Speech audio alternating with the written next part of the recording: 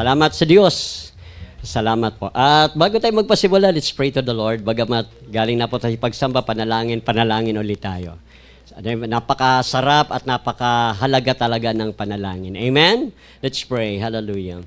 Dakilang Diyos, mapagpala at makapangyarihan, mapagmahal, ikaw ang Diyos na punong-puno ng pag-ibig, kabutihan sa aming buhay. Salamat minsan pa sa pagkakataon na ito na kami at Panginoon ay tinipon mo sa dakong ito upang kami ay sumamba, magpuri at patuloy naming pagsaluan ang iyong salita na ihahayag mo sa aming kalagitnaan. Salamat Panginoon sa isang malaking pribilehiyo na kami Panginoon ay patuloy maging kalakasan sa isa't isa. Pagpalain mo patuloy ang mensahe na nais mong ihayag. Hayaan mo, Panginoon, ang iyong anak at lingkod na gagamitin mong instrumento to share your word sa iyong mga anak na narito. Dalangin po namin na samahan patuloy kami ng banal na Espiritu upang ang salita mo ay patuloy naming mapakinabangan sa paglakad namin sa mundong ito, Panginoon, at patuloy naming maranasan ang iyong kagandahang loob, ang iyong biyaya, at ang iyong pag-ibig, Panginoon, at ang gabay namin, walang iba ang iyong salita. Salamat, O Diyos, sa iyo namin binabalik ang lahat ng papuri, pagsambat parangal, to God be the glory in Jesus' name. Ang lahat ay magsabi ng Amen at Amen. Pwede ba natin palakpakan ang Diyos? Praise the Lord, hallelujah. Salamat po sa palakpak ninyo. At ang palakpak naman ninyo yan para sa Panginoon. Amen? Pero mas maganda rin kung bibigyan ako kahit konting palakpak na pagtingin. Praise the Lord. Di po ba? Sabi nga ng mga nag-entertain, di ba? Sabi ng isa yung palakpak ninyo ay sapat na sa amin kahit di nyo kami bayaran. Sumagot ang mga isa. Siya na lang ang palakpakan ninyo, ako bayaran. Okay po, so open your Bible in the book of Matthew chapter 26 in verse 33 up to following verses. So, sampo natin Matthew chapter 16. So, pwede po tayong sa New Living Translation po. Mukha yata. Hindi, 26 po, 26.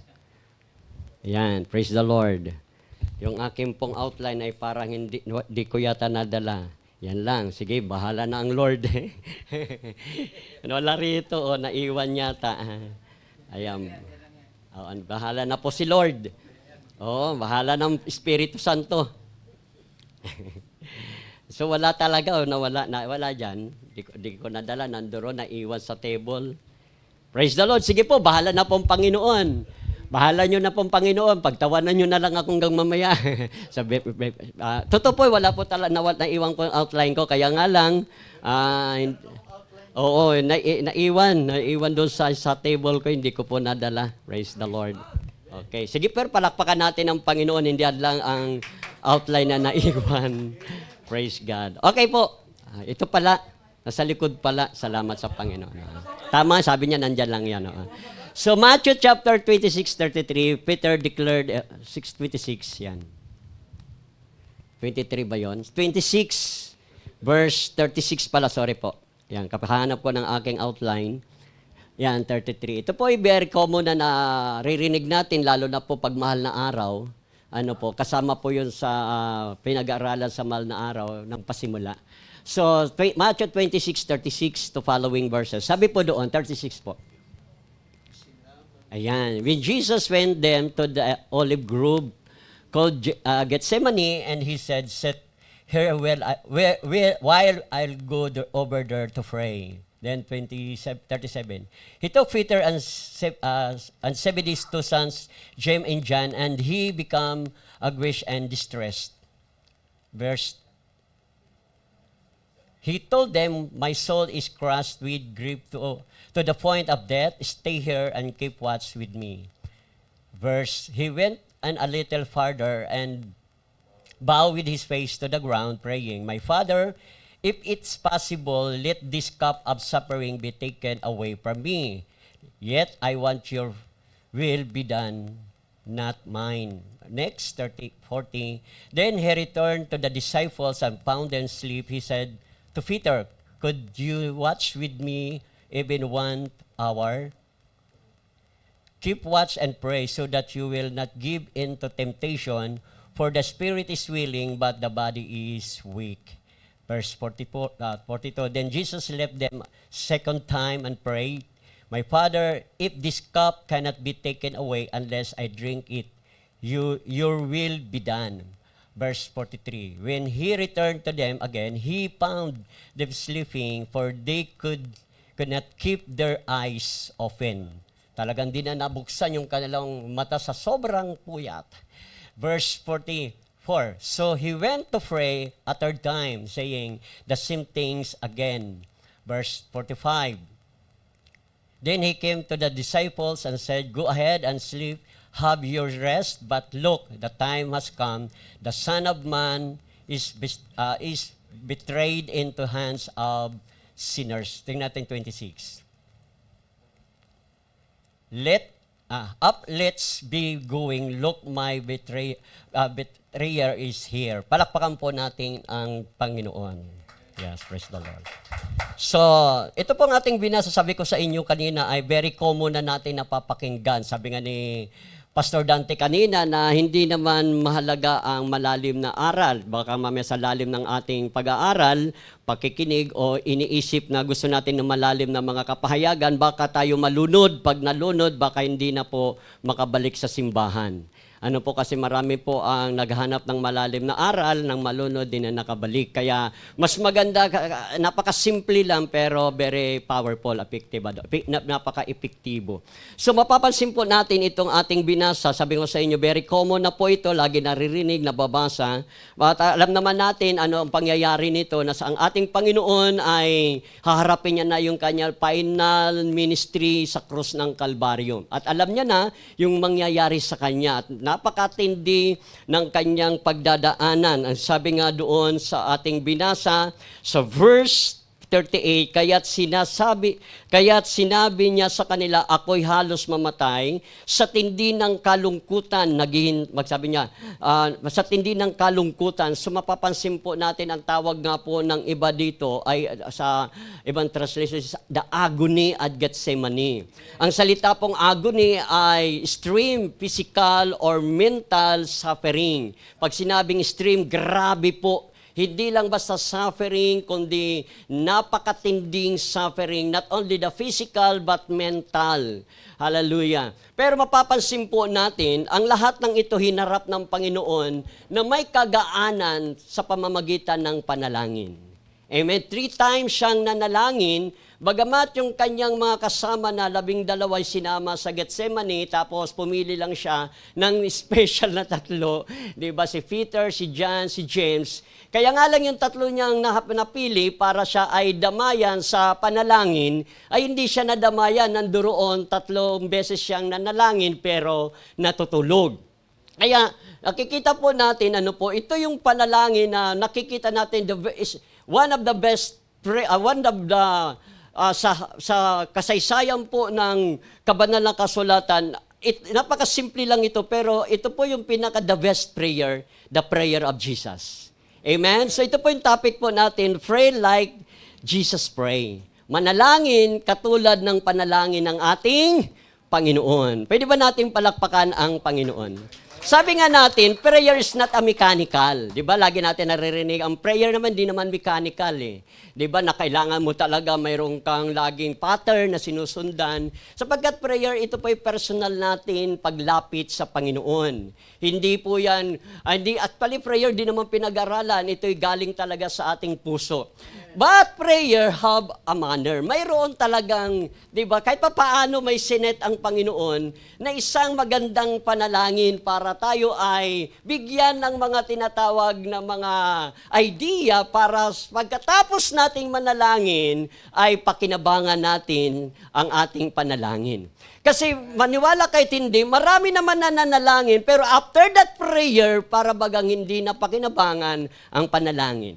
Kasi tandaan po natin, after that prayer, ang prayer po talaga sabi nila ay may kapangyarihan daw. Pero sa akin, ang prayer po ay very beneficial.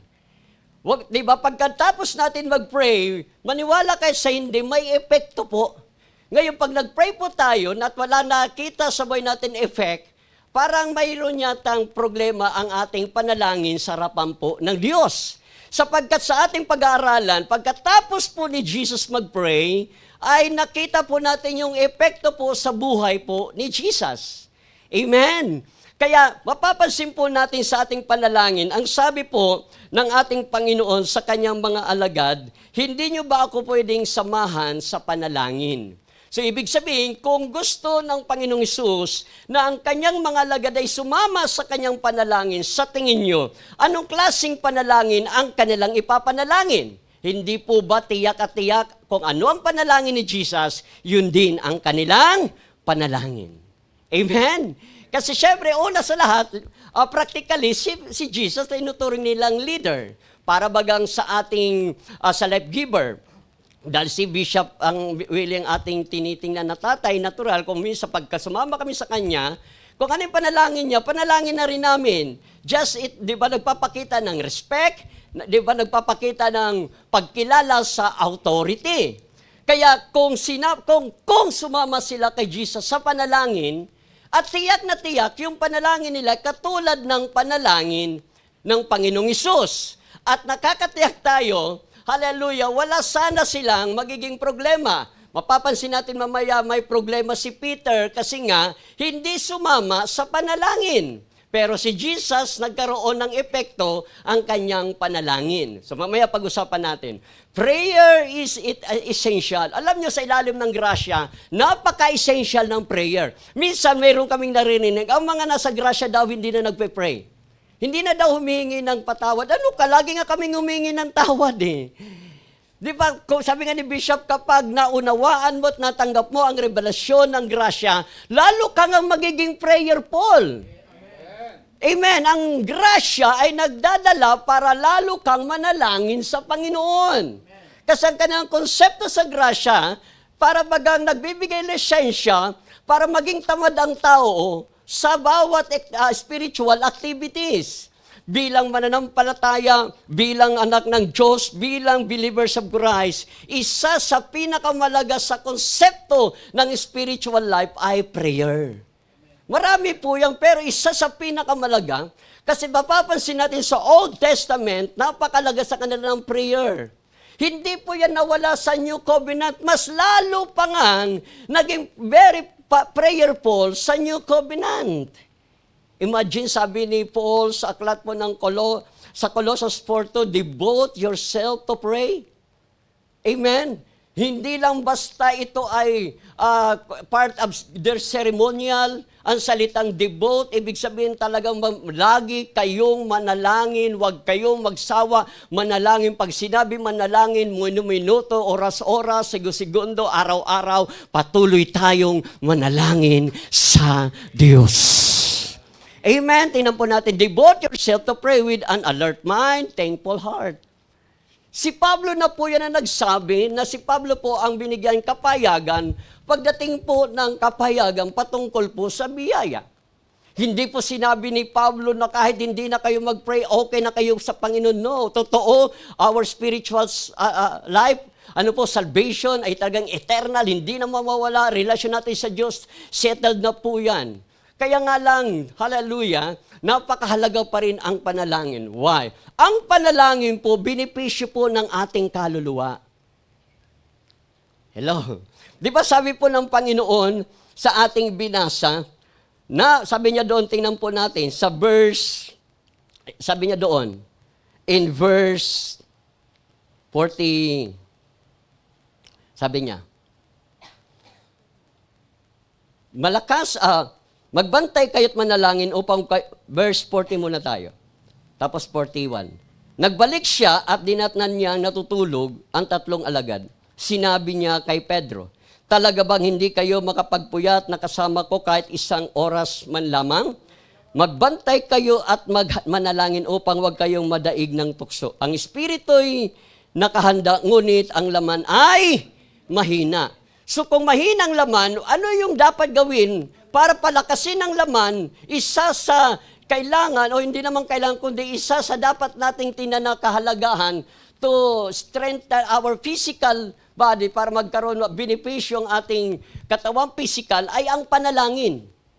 Kasi sabi niya, malakas na nga yung inyong espiritu. Sa espiritu, wala na tayong problema. Yan ang laging sinasabi sa atin ni Bishop, di ba? Settled ang ating espiritu, na-born again na. Saan ang ating problema? Sa kaluluwa.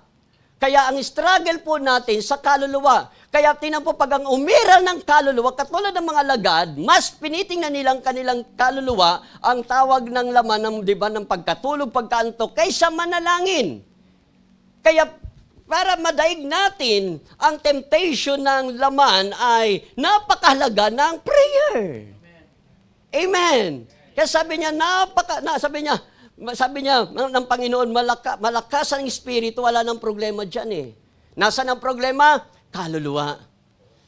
To strengthening one part of the soul, di ba, na kailangan ng ating kaluluwa para mapalakas. Yes, the Word of God and prayer. Amen. Kasi kung si Jesus ay, di po ba, hindi binigyan din pahalagang panalangin, hindi na siya mananalangin. Imagine, anak na siya ng Diyos eh. Di po ba? Kung si Jesus ay nanalangin, ibig sabihin, mahalaga ang panalangin. Prayer is essential. Si Jesus na nga nanalangin, anak ng Diyos. Hallelujah, na kahit kung tutusin, kahit hindi na siya manalangin, mayroon na siyang malaking pabor sa Panginoon. Highly favor na sa Panginoon. Na kahit hindi na siya manalangin, alam niya ang kanyang katatayuan. But, Jesus set an example of prayer. Nagnalangin ang Panginoon para dumating ang time na tayo ring mga na tumanggap sa ating Panginoon, magkaroon din tayo ng isang malalim na hangarin na tayo rin ay magkaroon ng buhay pananalangin. Kaya sabi ni Paul, devote yourself to pray. Kaya pag sa ilalim ng grasya talagang lagi tayo nagpe-pray. Di ba, hindi naman mechanical ang prayer na nasa kalsada ka, nakatasang kami, nakapikit ang mata, pag dilat mo, nakabangga ka na pala. Di ba, yung sabi ng Panginoon, ang Espiritu ang luluhod para sa panalangin. Na kahit nakadilat ka ng mata, kahit hindi nakatasang kamay mo, kahit hindi ka nakaluhod, basta yung puso mo na nakikipag-ugnayan sa Panginoon, that's prayer. Amen. Hallelujah. Kaya prayer is essential, lalo na po sa mga lingkod at mga anak ng Diyos. Prayer, hallelujah, ay napakahalaga sapagkat sa panalangin, dito natin, di ba, most of the time, yung ating mga requests ay pinipresent natin sa Lord.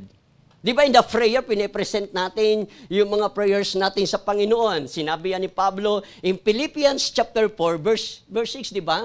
Huwag kayong mabalisa sa inyong mga pangangailangan sa halip, di ba, hingin nyo sa Diyos sa pamagitan ng panalangin, may pasasalamat. Kaya tinan po natin, pag nagpe-pray po tayo, di ba, pinipresent natin yung ating mga request sa Panginoon. Kaya napakahalaga po ng prayer. Prayer is to communicate God. Di ba? Ang panalangin po ay pakikipag-usap sa Diyos. Ito po yung tinuro po sa amin sa Bible School nila, Bishop, nila Sister Pastor Asitas. Pag tayo po ay nagpe-pray, nakikipag-usap tayo sa Panginoon. Pag tayo po ay nagbabasa ng banal na kasulatan, ang Diyos naman ang nakikipag-usap sa atin. Kaya pag tayo po'y nananalangin, nakikipag-usap tayo sa Diyos. Kaya hindi pwedeng walang panalangin. Amen. Sapagkat habang nananalangin na tayo, lalong nare-realize natin yung relationship natin sa Diyos. Habang nananalangin tayo sa Panginoon. Kaya prayer is to communicate God. Ang sabi po ng prayer to express our faith. Kung bakit tayo nagpe-pray, doon natin ine-express yung ating pananampalataya. Kaya pag hindi po tayo nagpe-pray, hindi natin ine-express yung ating pananampalataya sa Diyos. Pag tayo nakikinig, binubos yung ating pananampalataya. Pag tayo nagpe-pray, inahahayag natin ang ating pananampalataya na pag tayo lumapit sa Diyos, hindi tayo pahihindian ng Diyos na dakila that He was our God, the great provider. Kaya in the book of Hebrews chapter 10, verse 22 to 23, ang sabi po ng sumulat sa mga the book of Hebrews, tingnan po natin sa aklat po ng Hebrews chapter 10, 22. 10:22. Sabi doon. Kaya't lumapit tayo sa Diyos na may pusong tapat Matibay na pananampalataya. Kaya ang pananalangin ay pagpapahayag ng iyong pananampalataya sa Diyos. Hindi lamang tayo humihingi ng kagalingan. Sabi nga ni Bishop ng topic niya ng Sunday kay Optimus Prime. Ay, di pala Optimus Prime. Kasi yung sinabi ni Bishop. Di ba, na porket ba hindi ka tinugon, hindi, di ba, hindi nangyari ang kahilingan mo, hindi mahina na pananampalataya mo. Di ba, sabi niya, hindi. Kaya nga lang, pag tayo nag-pray, di ba, nagpapahayag ng ating pananampalataya, imposible naman na manalangin ka na hindi mo pinaniniwalaan. Napaka-laking naman yata nun na lumalapit ka, di ba, na hindi ka naniniwala in the first place. Kung ikay lalapit sa isang persona na hindi mo pinaniniwalaan, ay para bagang malaki ang problema mo. Amen. Kaya ang panalangin ay pagpapahayag. Kaya yung mga nasa ilalim ng grasya, hallelujah, kaya yan nananalangin kasi nagpapahayag ng pananampalataya nila sa Diyos. Amen. May Diyos na mabait, mabuti, mapagmahal, na kailanman hindi nagpapabaya at hindi tayo iniiwan sa lahat ng sirkumstansya ng ating buhay. Kaya prayer is to communicate God. Prayer is to express our faith. Di ba sabi niya in the book of Matthew 11, beginning 22? Tingnan po natin sa Mark 11, lagi natin napapakinggan ito pagdating po sa prayer, di ba? Kinod din ito ni Bishop, di ba, ng Sunday. Hallelujah. Di ba, Mark 11:22, start mo na sa 22 to 24. Sumagot si Jesus, manalig kayo sa Diyos. Tandaan ninyo ito, kung kayo ay mananampalataya sa Diyos at hindi mag-alinlangan, maaari ninyong sabihin sa bundok na ito, umalis ka riyan at tumalong ka sa dagat, ito nga ay mangyayari. Verse 24, kaya sinasabi ko sa inyo, anumang hingi ninyo sa inyong panalangin. So, tingnan nyo, alin bang nauna? Paghingi o pananampalataya? Di po ba? Kaya, pine-present muna ang pananampalataya, then, bago yung kailingan.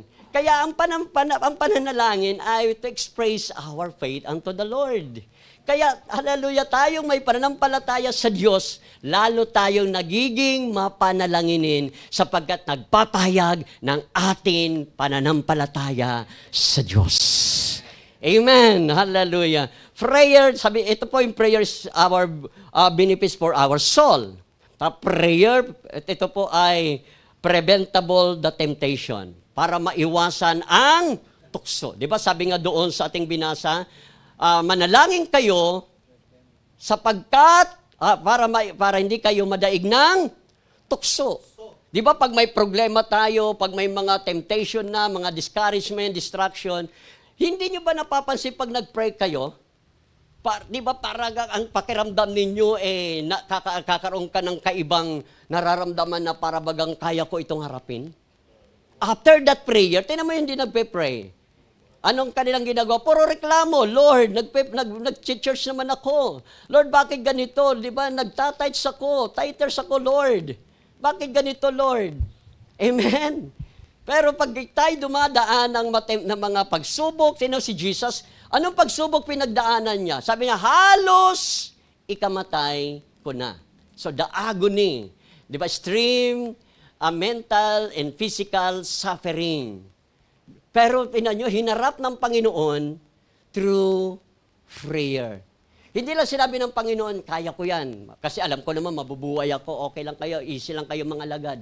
Di ba pinahayag niya ang kanyang kamatayan bago ang Gethsemane? Sabi pa nga ni Peter, Lord, ka mag-alala, papatayin ko sila. Sabi Peter, huwag ka mayabang, 3 beses mo ko itatatawa. Di ba? Kung baga paraphrasing, huwag ka mayabang Peter, huwag kang ganyan, 3 beses bago tumilaw kang manok sa araw na ito. Di ba? Pwede naman sabihin, pagkatapos pwede naman sinabi ni Jesus, pero kayo matakot. Ako settled na ako kasi alam ko, mamamatay man ako pangatlong araw, pero mabubuhay ako. Pero hindi. As a human, di ba, as a human, para maging ehemplo natin, siya po'y nanalangin. Marubdob nga ang kanyang panalangin Di ba sabi nga, halos yung pawis dugong pumapatak tayo pag nag-pray, Lord, okay na Lord. Para bagang wala sa puso Di ba salitang devote yourself, talagang di lang maglaan eh. Talagang, ang sabi devote, from the heart. Yun ang salitang devote, from the heart. Di ba, minsan, pag nagpe-pray, basta makapag-pray lang, ang tawag yan, makaraos lang ng panalangin, okay na. Di. Ang nilalapitan mo ay Diyos na nagmamahal sa iyo. May-ari ng buhay mo. Minsan, bigyan naman natin kaseryosohan sa pananalangin. Di naman kailangan sumigaw, di naman kailangan pang umiyak. At least yung puso mo talaga nag-acknowledge sa kanyang pag-ibig, sa kanyang kabutihan at grasya. Amen? That's prayer. Hallelujah.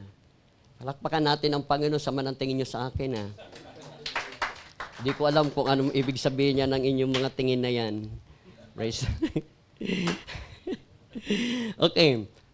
Now, how did Jesus pray? So, tingnan na natin ngayon kasi pray like Jesus pray. Diba? So, paano kaya nag-pray si Jesus? Paano kaya? Una, tingnan po natin. Balikan po natin ang ating binasa sa aklat po ng Matthew chapter 26. Sabi roon, nang ang ating Panginoon, verse 39, lumayo siya ng kaunti, nagpatira pa siya at nanalangin. Imagine, ano? Tingnan mo ang ginawa ni Jesus, ang kanyang posisyon, nagpatira pa. So, hindi pala masama kapag tayo nagpapatira pa eh. Hindi pala masama pag tayo lumuluhod, hindi pala masama pag tayo tatas ang kamay. Minsan po, pag may mga camp, di ba, minsan sabi ni Bishop, lumuhod kayo. Hindi pala masama, kasi pagpapakita talaga yan ng pagpapakumbaba sa harapan ng Diyos, na wala akong magagawa, umaasa lamang ako sa iyo. Kasi sabi doon, si Jesus nagpatira pa. Kasi minsan may mga, aywan ko, di ko naman sila ginajudge. Kaya nga lang minsan sa ibang simba, nagiging issue pag nag-pray, di ba? Pag nagpatira pa, napaka-uwi nyo naman. Pag nag-pray, naglumulod, hindi, ang pag-pray naman, di na kailangan ng position. Pero bakit si Jesus nag-pray? Nagpatira pa. Totoo, pagpapatira pa, yun po yung kultura ng kanilang ng Hudyo. Kaya nga lang, kung si Jesus pwede nang hindi gawin yun eh. Di ba sabi nga, lagi naririnig natin ito, nang magising tayo sa grasya ng unang narinig natin ginamit ang ating bishop, wala pang ginagawa si Jesus, nang pagkatapos niyang bautismuhan, ano sabi sa kanya? Lubos kong kinalulugdan. Kahit wala ng mga posisyon na grabe ang Panginoon, kalulugdan pa rin siya ng Ama. Kaya nga lang bakit niya ginawa? To set an example. Hello! Pwede ba natin palakpakan ng Diyos? Kaya wag tayo maiyak kung inililig kayo ng Espiritu ng Panginoon lumod, gawin nyo. Kung inililig ka ng Espiritu ng Diyos gumulong, gawin ninyo. Iwasan mo lang makatama, baka makadisgrasya. Di ba kung nililig ka ng Panginoon, to pray na magtatatambling, gawin mo. Basta wag ka lang makadistract. Di ba? Kung anong leading ng Lord, wag mong pakialaman ng katabi mo. Kung inililig ka ng Lord, sumigaw, umiyak, ay, huwag mong pakialam katabi mo, istorbo yan. Sisigaw din, iyak yan. Amen. Sabi nga, walang pakialamanan. Kanya-kanyang diskarte yan. Trip niya yan. Parang adik lang. Amen. Tingnan po natin, paano nag-pray ang Panginoon? Sabi niya, balikan natin. Lumayo siya ng kaunti, nagpatira pa, Ama ko. Anong panalangin niyan? Ama ko. Una niyang sinabi sa panalangin, Ama ko. First, di ba, the prayer of, pray like Jesus pray, is to acknowledge your identity. Sabi niya, Ama ko. So pag nag-pray ka ba, ano ba ang position mo sa harapan ng Diyos? Hindi po tayo pulubi, sabi ni Bishop Anak. Kasi maraming tao ngayon, maraming Krisyano, pag umarap sa Diyos, parang pulubi, Lord, please naman, bigyan mo ko. Di ba, the prayer as a like vicar, Lord, please, maawa ka na, Lord. Maawa ka na, Lord. Di ba? No, ang kailangan ng Panginoon, kilalin mo siya at kilalin mo ang identity mo. Maniwala po kayo, walang anak, sabi ng Panginoon. Kung kayo magulang sa lupa in the Luke 11, marunong magbigay ng mabuting bagay, ako pa kaya? Hello? Just to acknowledge your identity katulad ni Jesus. Kasi pag alam mo ang identity mo, maniwala ka, pagkatapos mo manalangin, may epekto ang panalangin mo. Alam nyo, hindi naman sa pagan, marami kang makikita mga born again, pagkatapos magpanmanalangin, pag uwi sa bahay, para pa rin walang matamlay pa rin. Akala ko ba nag-pray ka? Iniintay ko yung katugunan eh. Nagmakaawa na ako kanina. Nagpasting pa nga ako eh, para maawa ang Diyos eh. If you know our identity, hallelujah. Amen. Ang sabi ni Kristo, Ama ko, kilala niyang kanyang sarili. Yung alibugang anak, alam niya ang kanyang identity. Ano man mangyari, magkaburbalento man ang buhay niya, alam pa rin niyang kanyang identity, anak siya ng kanyang tatay. Kaya alam niyang may ginawa siyang mali, pero hindi siya nag-atubiling lumapit, magbalik loob sa kanyang tatay, sapagkat alam niya, tatay ko siya, ano man nangyari sa akin, tatanggapin pa rin ako, mamahalin pa rin ako, sapagkat tatay ko siya. Amen! Kapag lumapit tayo, acknowledge your identity, knowing your identity. Anak ka ng Diyos. Yan po yung magandang manner ng prayer. Kilalin mo. Bago ka kilalin mo muna sino ka sa harapan ng Diyos. Hindi ka sino ka. Iniri ka. Hindi nila nagets eh. Buti pa si Bishop eh. Kasi sabi na, sino ako? Hindi ka sino ka. Iniri ka ng nanay mo. Alam ba ka natin muna ang Diyos? Kasi nakita ko, mga tingin nyo sa akin, hindi ko alam, nang pananguhula ko, galit na ba kayo? Seryoso nakikinig? O kaya naman, di ba? Kaya, diba si Jesus sabi niya, Ama ko, alam niya ang kanyang identity. Kahit na siya ay dumaan sa ganitong pangyayari, hindi siya natatakot, hindi siya nangangamba. Alam niya may tatay siya na hindi siya bibitawan. Amen? Tayo mga ama sa lupa, di ba? Sabi na masasama, marunong magbigay ng mabubuting bagay. Yung matitinong ama, maniwala po kayo. Sabi nga ng mga kasabihan, yung mga tatay nagtatrabaho yan, di ba?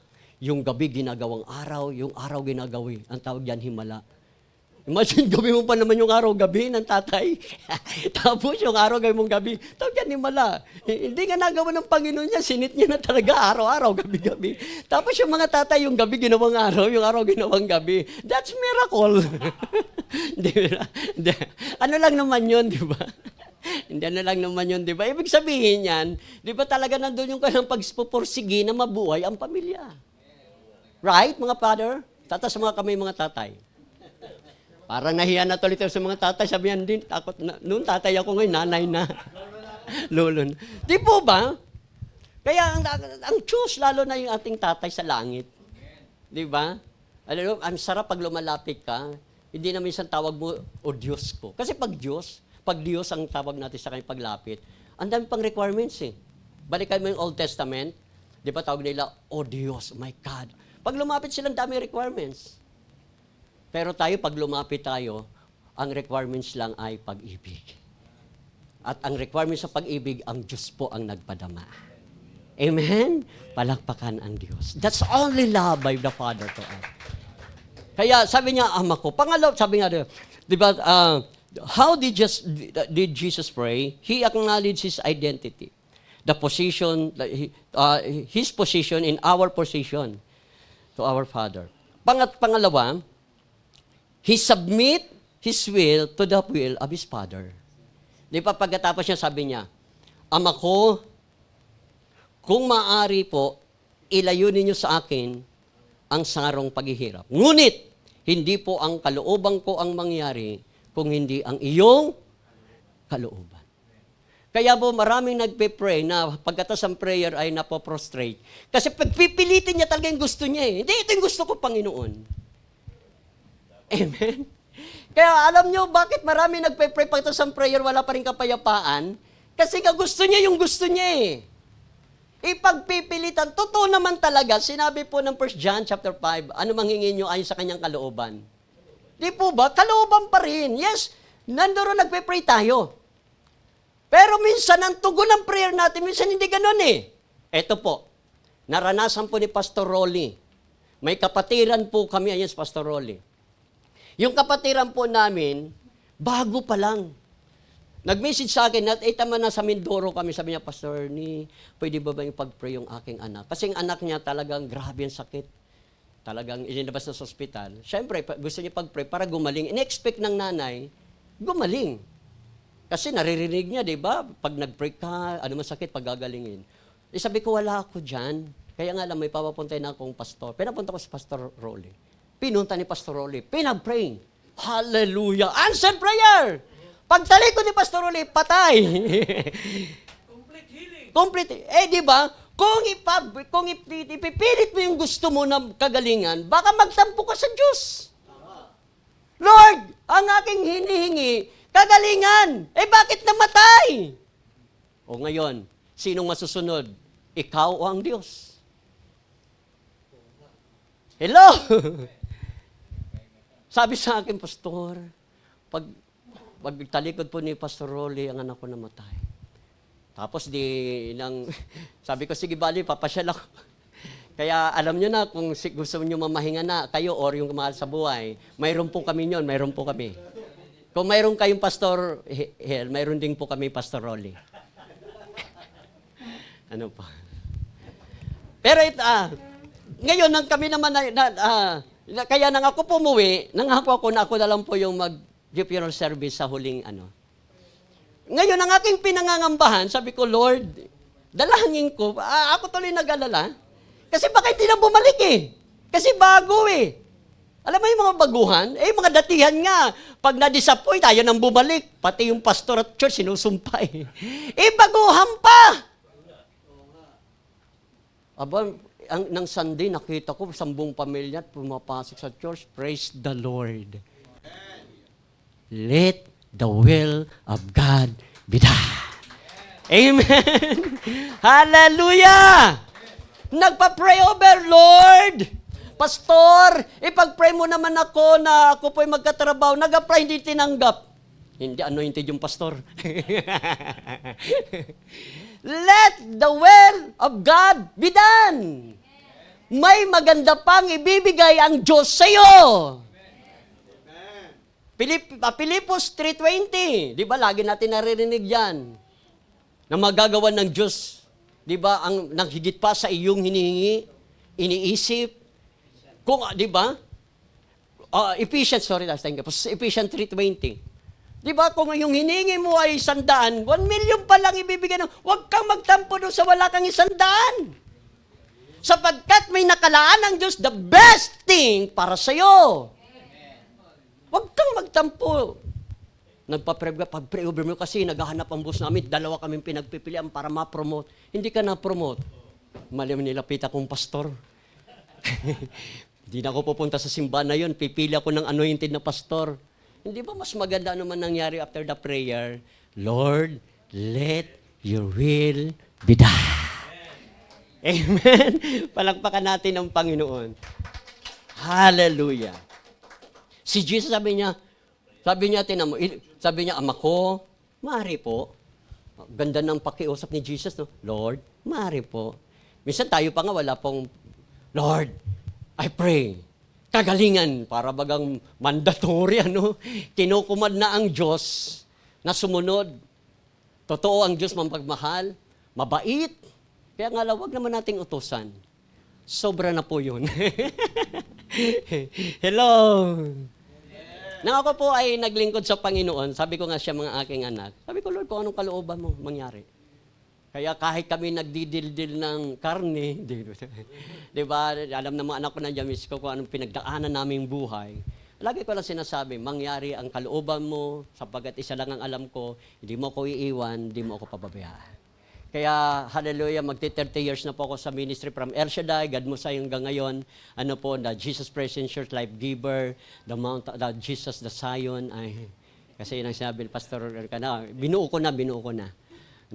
Mapayapa po ako at wala pong pagsisisi sa paglilingkod ko. Amen? Mangyari! Amen? Ako nga, magkasakit ako Sabi ko kay Mrs., Ma, handa na ako. Anytime.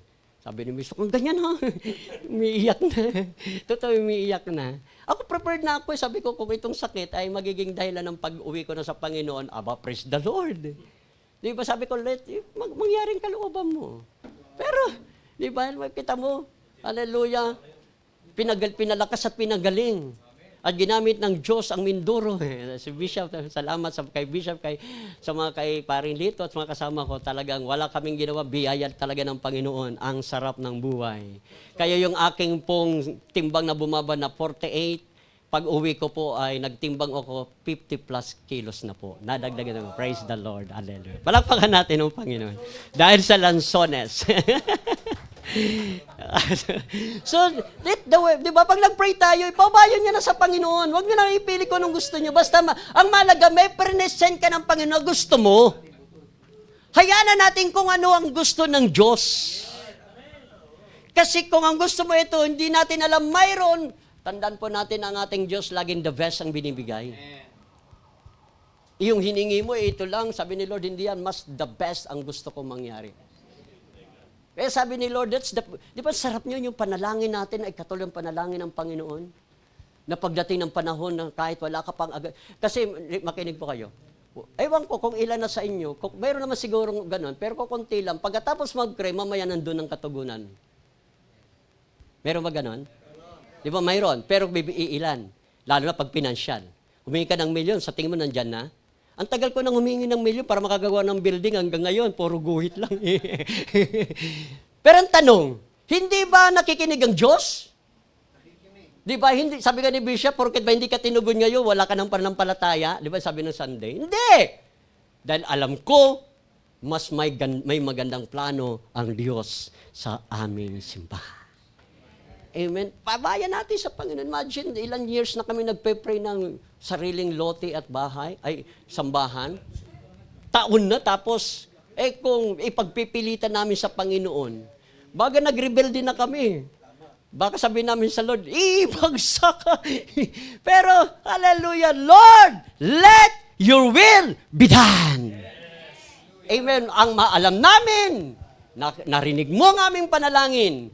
Kung ito yung gusto mo, alam ko, mayroon ka pang mas magandang gusto para sa amin. Amen. Kaya, he submit his will to his Father. Now, sa book of Aklat ng Daniel, alam mo mayroon kasaysayan, di po ba, ng si Nabucodonosor ay nagpatayo ng rebolto. Tapos ano sila, pag tumunog yung kampana ng simbahan. At lulod sila. Di ba, alam naman natin ang kwento, may tatlong itlog, may tatlong magkaibigan, di ba, Meshach, Shadrach, Abednego, hindi lumuhod. Tapos sabi ng hari ni Nabucodonosor ay, alam nyo na yung kaparusahan. Sabi niya, gawin nyo na ang lahat. Di ba, tingnan nga natin sa Daniel chapter 3, verse 17 to 18. Di ba, Shadrach, Meshach, at Abednego. Di ba? Gawin ninyo kung iyan ang gusto ninyo. Ang Diyos na aming pinaglilingkuran, magliligtas sa amin. Sa naglalagablab na pugon, mula sa inyong kapangyarihan. Ang panalangin nila, ito, ililigtas kami. Wow, sarap ano? Malakas ang loob ng tatlo na hindi sila lumuhod sa reboltong ipinagawa ng haring kanyang rebolto sapagkat nananampalataya at sila't naniniwala na may Diyos na magliligtas sa kanila. Amen. O ito maganda, verse 18. Kung hindi man, yun ang maganda eh. Ito yung gusto namin, iligtas kami. Pero kung hindi man, wala, mag-enjoy pa rin kami sa apoy. Wow, praise the Lord. Di ba si Jesus, ang prayer na alisin, pero pinagdaanan pa rin niya eh. Siyempre, namating kasi sa'yo, kung hindi daraan doon hindi tayo maliligtas. Pero pwede naman si Jesus magbuwis ng buhay o kaya danak ang dugo na walang gano'n ng syadong hirap, na very dramatic and super suffering. Pero, di ba, pinagdaanan niya, despite of that, hindi pa rin niya sinisi ang Ama. Kita niyo, kung hindi man, kung hindi man, sabi niya, hindi man kami niya iligtas, hindi pa rin kami maglilingkod sa inyong mga Diyos ni sasamba sa reboltong ginto na pinagawa. Ano yung prayer nila? Alam namin, ililigtas kami ng aming Diyos. Matatag ang kanilang disposisyon na ililigtas sila. Amen. Pero anong sabi nila? Ganun pa man, ngunit if not, Lord, gusto kong yumaman. Pero kung hindi man, hallelujah pa rin. Maglilingkod pa rin. Sabi nga ni Bishop, may tinapay sa wala, maglilingkod sa Diyos. Nabago na po. Pasensya na po. Ngayon lang nabago ngayon. Di ba, Lord?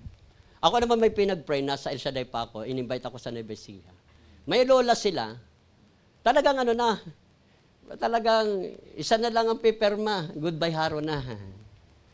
Tapos, nag-preach ako, sabi niya sa akin, ay, pwede ba natin munang padaanin si Brother Ernie sa bahay?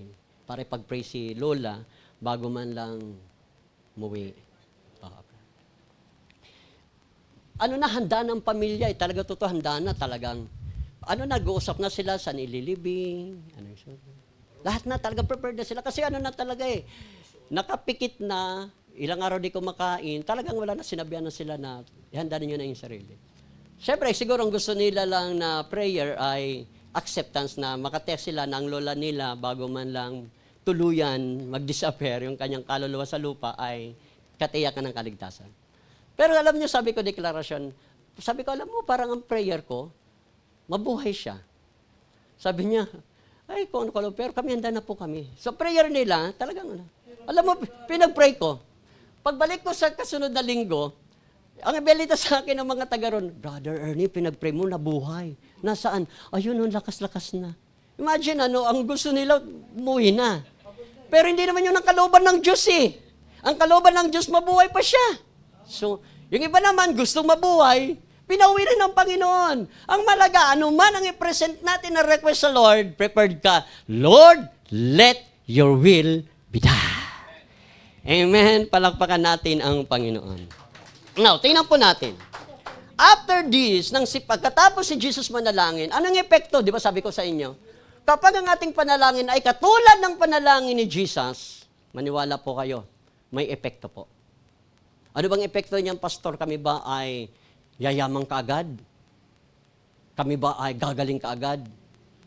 Ako po na magkasakit, talagang grabe ang prayer ko eh. 3 weeks, hindi bumababa yung lagnat ko. O di, na-check up tuloy. Imagine 3 weeks ka nagpe-pray ng healing. O, 3 lang, sorry po. 3 lang po, 3.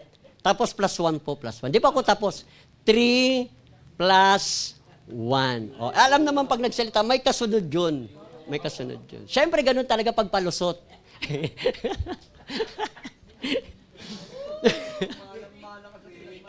Hallelujah. Imagine 3 weeks. Ang panalangin ko gumaling, lumala. Imagine, Lord! Diba, kumbaga, kung mayroon man akong yung itinayak ko ang buhay, yung kinabukasan ng aking mga anak para maglingkod, tapos simpleng kagalingan lang, hindi mo maibigay. Para pagang ganun, di ba? Pero let the will of God be done. Di ba? Tapos, praise the Lord. Hanggang, sabi sa akin, di ka pa pwedeng magpuyat, di ka pwedeng mapagod, mabasa ng likod. Kulang na lang sabi, di ka pwedeng huminga, di ka pwedeng dumilat. Kulang na. Kaya sabi ko, di bali, magpe-preach na ako. Basta pagdating ng 2 months, magpe-preach ako. Preach. Actually, ang preach ko ng mga nakarang linggo, kinaban ako kasi, ako madaling hinihingal, alam mo yung may tama sa bagay, hinihingal. Sabi ni Mrs., sabi siya, tanda. Sabi siya, natapos yung preach ko, sabi ko, maikli lang ang ko, kasi inaala ko, umabot ako na mahigit 1 oras. Sabi ko, mas maganda sana hiningal na para natapos agad. Di ba? Kaya, praise the Lord, let the will of God begin. Kaya, tinan mo, sa ating Panginoon, after that prayer, ang ganda ng effect sa kanya eh. Di ba? Tinan natin. Yung hindi nag-pray, sila Peter, ano ang resulta? Ang iinit ng ulo. Di ba? Nang hinuli ang Panginoon, grabe si Peter, kubo na tinagpas agad eh. Pag ganyan, Peter, init ng ulo mo. Relax lang. Kaya tingnan mo, hindi mapanalanginin, laging mainit ang ulo.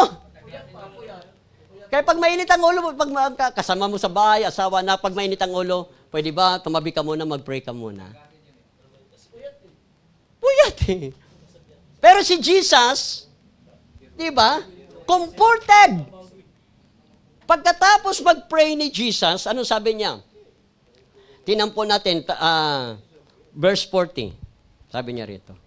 Iniwan niya muli ang tatlo, ang alagad, at siya'y nanalangin, at iyon din ang kanyang sinabi. Nagbalik na naman siya sa mga alagad at sinabi sa kanila, natutulog pa ba kayo at nagpapahinga? Dumating na ang oras na ang anak ng tao'y pagkakanulo sa mga makasalanan. Bangon, halina kayo, narito na ang magkakanulo sa akin. Praise the Lord. Sinalubong pa. Sabi niya, halina kayo. Narito na sila. Hindi sinabi ni Jesus, narito sila. Tago. Tatasa. Wow! Hinarap ang suffering. Hinarap ang pagsubok na may kagaanan ang kanyang kalooban after na si Jesus ay manalangin. Alam mo, kapag ang prayer natin ay katulad ng prayer ni Jesus, after the prayer, panatag ka. Wala ka pang nakikita ng physical na, di ba, na prayer mo, kagalingan, pera, promotion, pero panatag ka na. Sapagkat alam mo, hindi man ngayon tinugon, darating ang perfect time ng Lord ng katugunan, masigit pa sa iyong hinihingi. Wow! Amen! Comforted si Jesus. That's the effect of prayer. Na anumang pagsubok na ating harapin, anumang problema na ating harapin, huwag mong tingnan ang problema. Tingnan mo ang Diyos na kayang lumutas ng iyong problema. After that prayer, hallelujah, maniwala po kayo, comforted ka. Sapagkat alam mo, mayaman ang grasya ng Diyos. Amen? Praise the Lord. Now, ito bang prayer na ito ay kayang mangyari sa atin? Kaya. Why? Kung itong prayer ni Jesus ay posible at talagang mangyayari sa iyo. Bakit? Malinaw po yan sa Colossians 3, verse 3. Diba? Your life is hidden in Christ. Your life is Christ. Kung si Jesus ay sumasayo, kung anong klaseng panalangin mayroon si Jesus, magiging katulad ang iyong panalangin ng ganito. At pagkatapos mo manalangin, maniwala po kayo, payapa ang buhay mo kahit humaharap ka ng mga pagsubok sa buhay. Amen! Ang kailangan lang talaga, lagi sinasabi ni Bishop yan, decision lang. Decision lang talaga eh. Saan nagsisimulang decision? Roma 12:2. Do not conform the pattern of this world, but be ye transformed. Ano ba yung mundo? Ang mundo mainipin. Ang mundo talagang laging nagmamadali. Pag ginusto ngayong gusto agad mangyari. Pero ang Diyos, siyang Diyos, di ba kaya nga may fruit of the Holy Spirit, patient. Di ba? Doon natin nakikita yung manifestation ng fruit of the Holy Spirit ng ating paglapit sa Panginoon na kahit hindi pa natin nakikita yung manifestation ng ating panalangin physically, but naniniwala tayo, anumang idinulog natin sa Panginoon ay Kanyang binigyan na ng katuparan. Amen? Then, what kind of life that we have? Katulad ni Jesus Payapa, that sa Jesus sumasa iyo, pag naniwala ka Christ is in your life, anumang pagsubok na inyong harapin, the Holy Spirit teach us, guide us to pray. Di ba sabi ng Roma chapter 8, ang Espiritong lulod para tayo ay tulungan manalangin. That's the grace of God. Wala kang ganang manalangin, but the Holy Spirit help us to pray. Amen? Ang kailangan lang ay change our mind para makita natin ang biyaya ng Diyos. Palakpakan natin ang Panginoon. Tayo po'y tumayo. Praise the Lord. Hallelujah. Ama naming Diyos, mapagpalat, makapangyarihan. Kung mayroon mang kaming isang napakagandang ehemplong panalangin, ay ang panalangin ginawa ng Panginoon in the Gethsemane. Panginoon, dumaan siya ng problema, dumaan ng pagsubok. Pero Panginoon, nandoon pa rin, payapat panatag pa rin siya, sapagkat kinilala kanyang ama. Ipinailalim niya ang kanyang kagustuhan sa kagustuhan mo. Lord, at kami naniniwala sa buhay naming ito, yung ganitong klaseng panalangin ni Jesus ay magaganap sa amin because Christ is our life. Amen. Hallelujah.